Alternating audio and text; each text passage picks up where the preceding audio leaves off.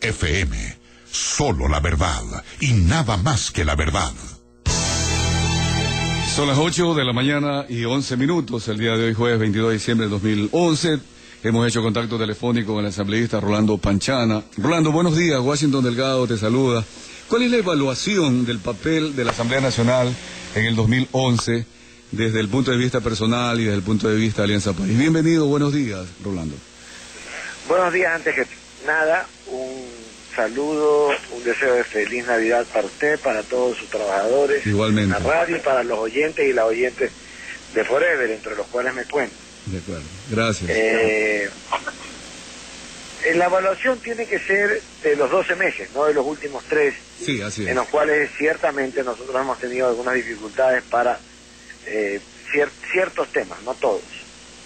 Yo la veo muy positiva porque la Asamblea Institucional ha avanzado enormidades. Somos catalogados dentro de los 5 parlamentos más desarrollados tecnológicamente de Latinoamérica, tanto así que el próximo año vamos a tener probablemente ya la curul totalmente electrónica para que los asambleístas puedan, sin tarjeta, solamente con su huella digital, hacer todos sus procesos desde su curul, en una pantalla táctil, en una computadora con pantalla táctil. Además, el bus de la Asamblea ha contribuido para recorrer el país, difundiendo la labor de los asambleístas y además posibilitando a la gente contactarse en línea con las actividades que hace la Asamblea. Las casas legislativas en cada una de las provincias que se han inaugurado, el próximo año en enero esperemos que ya inauguremos la de Guayas, en Guayaquil, en el edificio de la Previsora. A mí me correspondió como vicepresidente liderar ese proceso. Conseguir el local fue una cosa muy dura, porque en Guayaquil no hay locales haciendo más para el desarrollo de la Asamblea, pero esperemos que el próximo año, ya en enero, podamos inaugurar la Casa de la Asamblea, la Casa Legislativa en Guayaquil. Eso ha acercado la Asamblea a la gente, sin duda. Además, tenemos algunos logros internacionales. Nosotros hemos sido calificados por participación ciudadana, por transparencia, como una entidad que el 100% tiene transparencia en sus procesos internos. Eso no es tan fácil de lograr. Es decir, que cualquier proceso en la Asamblea tiene un origen, un destinatario claro, y cualquiera puede acceder pidiéndolo de manera transparente.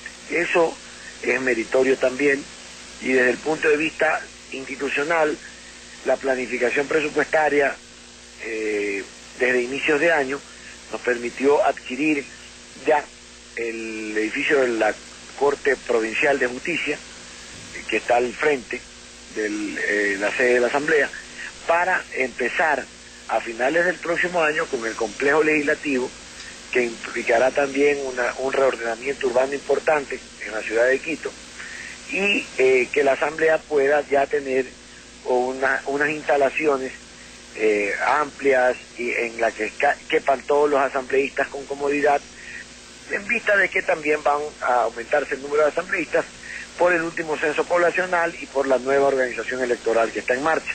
Desde el punto de vista político, la aprobación de 30 leyes en este año es importante, aparte de resoluciones, amnistías, indultos y otros aspectos que hemos podido desarrollar. Tenemos 140 sesiones en 2 años, 4 meses de pleno. Eso da un promedio muy notable de 2 reuniones semanales a nivel de comisiones. Yo me he hecho cargo de la Comisión de Diversidad a partir de agosto. Hemos aprobado todo por unanimidad desde agosto hasta este momento. Tenemos en conocimiento 3 proyectos legales y uno que ya está para segundo debate, que es la ley del cóndor, de protección del cóndor andino y otras especies amenazadas de fauna y flora en peligro de extinción en el Ecuador, que me parece muy importante desde el punto de vista de fiscalización. La comisión emprendió la fiscalización de temas petroleros, de explotaciones petroleras en el campo Shuar, en campos aledaños que están en poder de Petroecuador y en poder de Andes Petroleum. Incluso hicimos una visita a la provincia de Sucumbíos el miércoles de la semana pasada, precisamente para constatar el avance de lo que se nos dice en el escritorio, constatarlo en sitio, y vamos a continuar en esa senda trabajando. En lo personal es lo menos importante, porque en realidad eso está a juicio diario de los mandantes, que son los que nos han encargado esta responsabilidad hasta el 2013. De acuerdo. Ante este panorama, Rolando, y es cierto que no deberíamos analizar la función legislativa por los últimos 3 meses, pero igual, la parte de cómo socializar las leyes es en donde generalmente ha habido controversia, sobre todo con la oposición. Y allí surge un papel especial de los independientes. Ejemplo, en este día que debe de aprobarse la ley orgánica de la función legislativa, hay denuncias inclusive de una asambleísta que le han amenazado con despedir a un familiar de la función pública si es que no vota de acuerdo a Alianza País o a la ponencia Alianza País. Esta parte es la que trasciende y deja un poquito por lo menos la preocupación de que las leyes realmente no están cumpliendo su característica de universalidad, de buscar el bien común, el bien general. ¿Qué nos dice al respecto Rolando Panchana sobre este tema? Mire, yo estoy sorprendido. Ella es la alterna de Tomás Ceballos. Hoy día se lo voy a preguntar. Tomás es miembro de mi comisión. Hoy día se lo voy a preguntar, porque ayer estuvimos después de la sesión en una reunión de confraternidad dentro de navideña, dentro de los que trabajamos en la comisión, dirigida básicamente no a los asambleístas, sino a los que trabajan con nosotros, las secretarias, los asistentes. Creo que eso es necesario, indispensable hacerlo, por calidad humana. Y no me comentó este tema, lo he visto en televisión. Yo rechazo absolutamente que a cualquier asambleísta se le presione por su voto de cualquier forma. Eso no está en mis códigos y no es un procedimiento político correcto, en primer lugar. En segundo lugar, me llama la atención el tema porque ella no está dentro de los votos que han conformado la mayoría legislativa durante este año. Tomás Ceballos siempre se ha definido como un opositor al gobierno, por lo tanto no sé qué tipo de presiones puede haber en alguien que está en la otra orilla, pero en todo caso sí me ha llamado la atención este tema. Y en cuanto a la socialización de las leyes han sido amplias. Incluso a nosotros se nos ha acusado, Washington, en este año, de hacer muy lentos los procesos por tratar de que lleguen a más gente. Y eso está bien. Mientras más gente conozca el contenido de leyes que les afectan esta o potencialmente, sí, creo que es mejor, porque entonces ellos nos pueden trasladar sus inquietudes y el texto que finalmente aprobamos es el más conveniente para los intereses del país. Bien, hay otra facultad, la facultad de fiscalización y de control. También esto ha sido digno de discutirse, y yo en lo personal me sorprendí que el Pleno no tenga la facultad de fiscalización. Es cierto, yo estoy de acuerdo con ustedes, Alianza País, cuando antiguamente se utilizaba la fiscalización, la interpelación política, para crear shows y ganar pantalla, ¿no?, de algunos asambleístas o algunos legisladores, como se denominaba antiguamente. Pero de ahí a no fiscalizar, hay una preocupación en la ciudadanía. Ejemplo, en los últimos casos que se han descubierto de corrupción. Yo sé que no hay una relación directa porque no se ha fiscalizado a algún funcionario, ministro de gobierno, ministro de la política o a gobernadores, en fin. Pero puede haber allí quizás algún funcionario público que diga, como no hay fiscalización, voy a caer en la tentación, me voy a enriquecer rápidamente. Entonces, la facultad de ustedes, que fueron elegidos para no solo legislar, sino fiscalizar, ¿no crees, Rolando, que hay que recuperarla, llevarla al Pleno para que pueda haber de alguna manera esa precaución del funcionario público de decir, si cometo un error, una indelicadeza, me van a fiscalizar en la Asamblea Nacional? Vea, Washington, yo he llevado al Pleno a una exfuncionaria este año y yo conseguí una censura con 90 votos. Nosotros tenemos 52. ¿Y de dónde salieron entonces los 38? De otras fuerzas políticas que vieron que el proceso era serio, que las pruebas eran contundentes y que no cabía duda que la censura era imperativa para aquella funcionaria. Eso para demostrarle que sí se ha fiscalizado. Y La fiscalización tiene que hacerse también en las comisiones, y puede y debe hacerse en las comisiones. De hecho, como yo le he citado, en 4 meses de funcionamiento de la Comisión de Biodiversidad con mi presidencia, hemos tenido comparecencias de la ministra de Ambiente, del gerente de Petroecuador, del ministro de Recursos Naturales No Renovables, del ministro de Relaciones Laborales, del gerente de una empresa que se llama Río Napo, ¿sí? Del prefecto de la SUAY que compareció para denunciarnos algo. ¿Sí?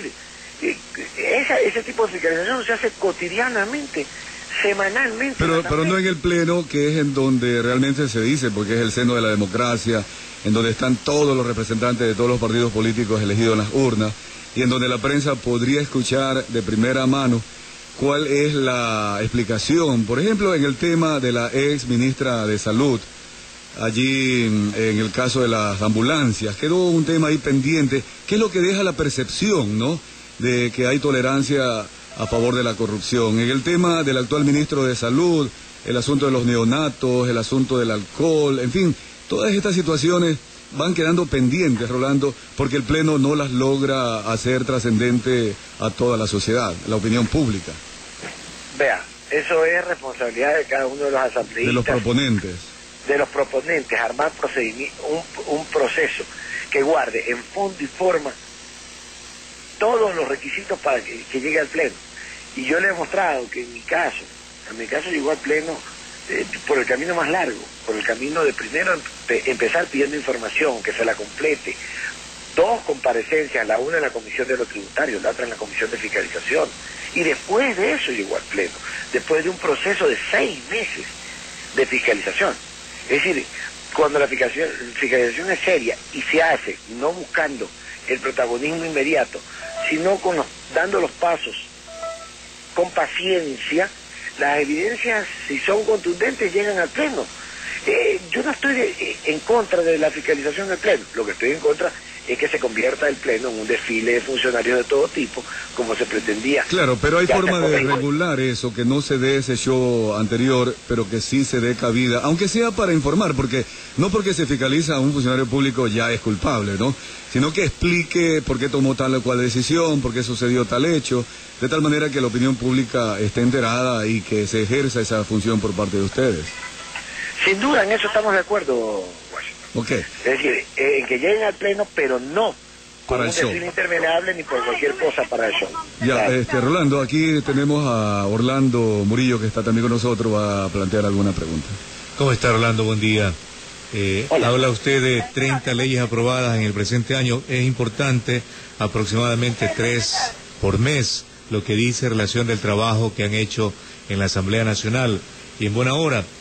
¿Cuántas de esas leyes, pongámoslo así, de trascendencia auténtica, han tenido su origen en la iniciativa de asambleístas del Legislativo y cuántas han tenido el peso del Ejecutivo en su tratamiento, Rolando? No me gusta hablar de memoria. Creo que la relación es mitad-mitad. Pero con todo gusto, la próxima semana comparezco a la radio y te doy la estadística con fechas, con proponentes y con resultados finales. Sí. ¿Cuántas de estas han pasado por el Ministerio de la Ley, que es otra cosa que también se ha provocado en este año? Solo una, la reforma tributaria.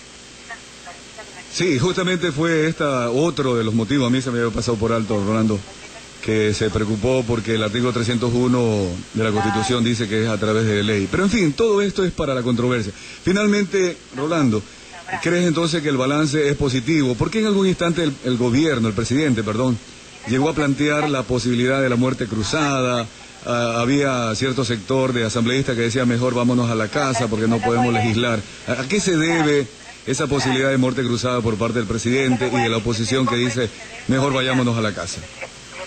Porque a pesar de que somos muy productivos desde el punto de vista del legislativo, el presidente tiene un ritmo diferente de trabajo, va mucho más acelerado que nosotros, y entonces él a veces pretende que todas las instituciones del Estado vayan al ritmo que él quiere, Está bien, él es el jefe del Estado, pero también debe entender que cada institución tiene su ritmo, y la Asamblea o el Congreso de todo país tiene su propio ritmo.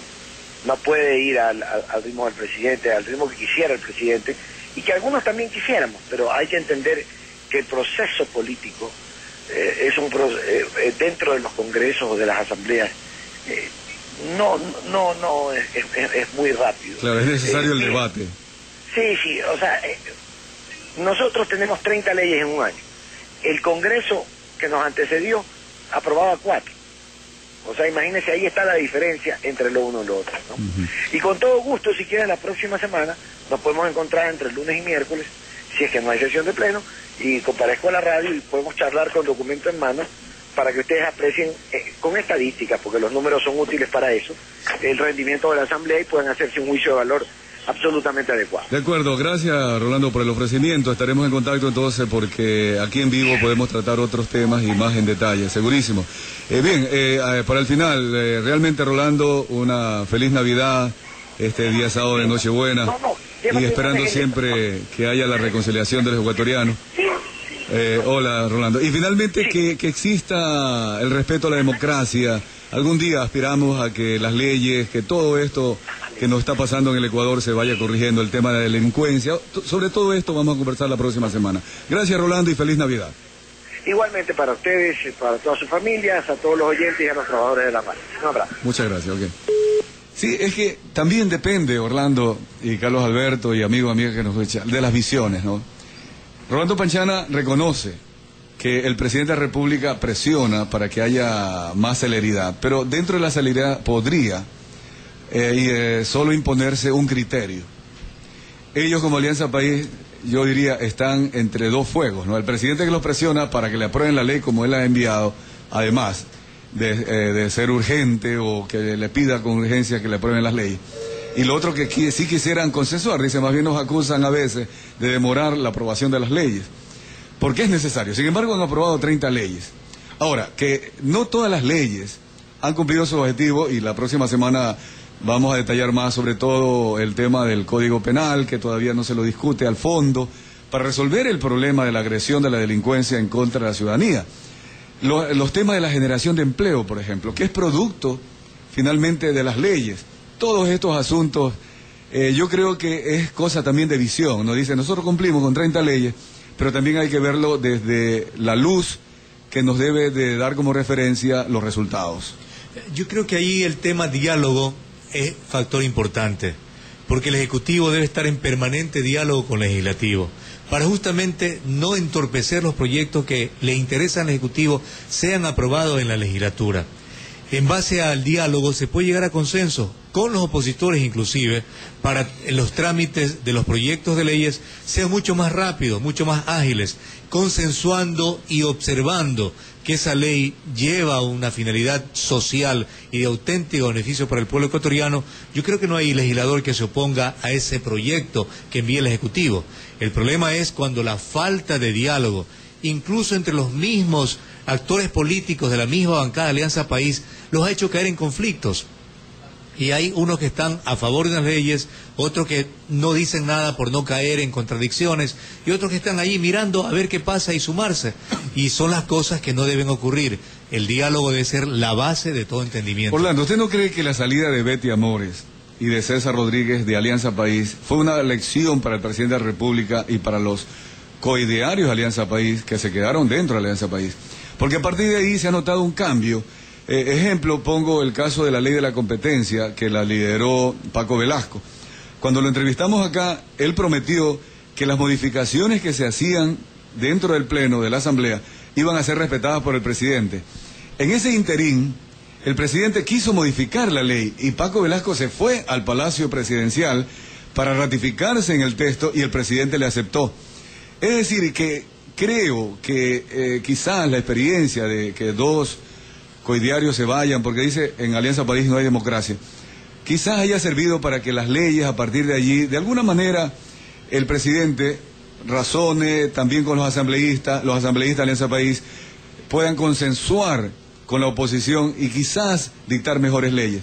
A pesar de que en estas últimas días, el caso de la fiscalización, por ejemplo, es un tema muy duro en donde no se avanza. Dice Rolando Panchana, sí es bueno que haya fiscalización, que retorne al Pleno, pero que no haya los shows. ¿Cómo lograr en una ley humana que no exista en el futuro algún asambleísta que quiera ganar pantalla, estar en la radio, siendo un proponente de una fiscalización, solo por el prurito nada más de la publicidad, de la promoción? ¿Se da cuenta allí cómo legislar, cómo crear esa ley? Es difícil porque en el plano político todo pequeño o gran espacio va a ser aprovechado para impulsar la ideología, la personalidad, la idea, el aspecto político de una tendencia. Hablamos el otro día de la ética, ¿no? La ética un poco debe comenzar a aparejarse con el tema político, porque si la política es servicio a la colectividad, a una sociedad, la ética también va en ese camino. Lamentablemente, ahí volvemos al tema de educación política de la sociedad y sobre todo dentro de las organizaciones políticas, para que se eduque bien a los militantes, se los instruya bien en su ideología, en su función política y el del quehacer político. Y uno de los factores que habíamos conversado con Virgilio Hernández era que se establezcan los causales, de tal manera que sea tan claro por qué sí se puede interpelar a un funcionario público. Nos dice el ingeniero Víctor Rendón, ¿por qué no se quiere la fiscalización? ¿Me podría dar una opinión? ¿Se oculta algo? Así como Tayano se cansa, Viteri no se cansará, y todas las ranas se allanarán a más agua caliente, pero no solo la caliente, sino también la corrupta. Eso es lo que no debemos perder, esa capacidad legislativa, la capacidad de fiscalización. Ponernos en los zapatos de los asambleístas y de alguna manera, nada más moral, desde la distancia, apoyarlos. Que la opinión pública los apoye, para que vayan adelante, que no se desanimen, que en nombre de la ciudadanía que los eligió sigan en su lucha por la democracia primero, y luego porque haya un verdadero respeto a la facultad de la fiscalización.